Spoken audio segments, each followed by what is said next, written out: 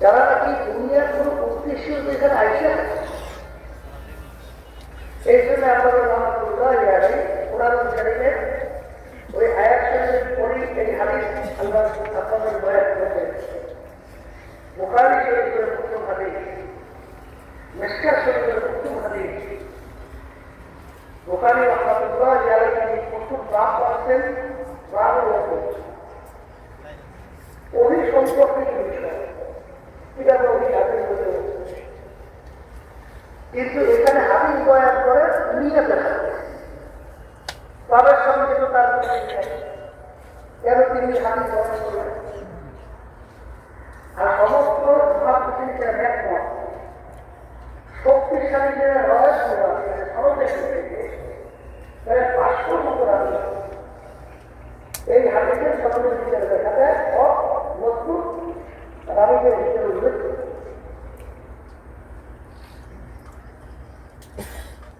বুখারী রহমাতুল্লাহ আলাইহি প্রথম হাদিস নিয়ে আসছে এই জন্যই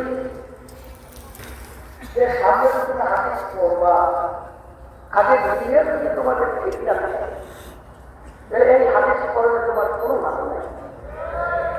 কারণ কেউ যদি দুনিয়ার উদ্দেশ্যে দিন শিক্ষা করে শরীয়তের দিক থেকে দেখবেন মাসালা সম্পূর্ণ হারাম, সম্পূর্ণ এভরিথিং শিখতে হবে একমাত্র বিল্লাহ আল্লাহ রাব্বুল আলামিনের সন্তুষ্টির উদ্দেশ্যে। কথা ঠিক না? এই জন্য আল্লাহ রাসূল সাল্লাল্লাহু আলাইহি ওয়াসাল্লাম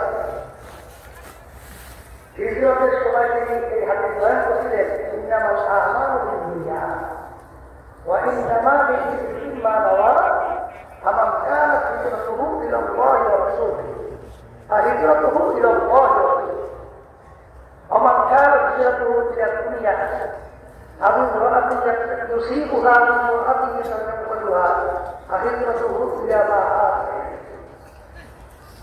আল্লাহ রাসূল সাল্লাল্লাহু আলাইহি ওয়াসাল্লাম বলেছিলেন, যদি কেউ হিজরত করিলে থাকো আল্লাহ এবং আল্লাহর রাসূলকে পাওয়ার উদ্দেশ্যে, তোমরা আল্লাহ এবং আল্লাহর রাসূলকেই পাইবে।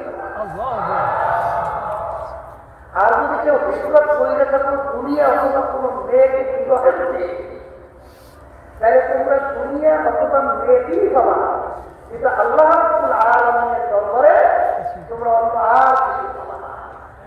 অর্থাৎ আল্লাহকেও পাবা না আর বেহেশত। তাহলে এখানে দেখা যায় যে উদ্দেশ্য যদি মেয়ে বা দুনিয়া কামাই করার উদ্দেশ্য হয় সেটাও পাওয়া যাইতে পারে। কারণ আল্লাহ রাব্বুল আলামিন কোরআন কারীমের ভিতরে বলেন, মান কানা ইউরিদু হাসরাত দুনিয়া নুতিহি মিনহা। তুমি যদি দুনিয়া পাওয়ার উদ্দেশ্যে যদি আমার কাছে চাও তাহলে আমি তোমাকে দুনিয়া দিয়ে দেব। আমার লাহু ফিল আখিরাতি মিন খালাক।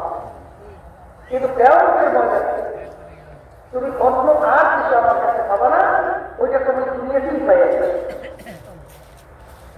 এই জন্য আমার বাচ্চাদেরকে বলবো, যারা নাকি বিশেষ করে চরমাইতে আসছেন, আপনাদের তাই বলতেন যে অন্য অন্য দরবারে মানুষ বিভিন্ন রূপ দেয়াদি, ধনী হওয়া, নাম মোকাদ্দমা,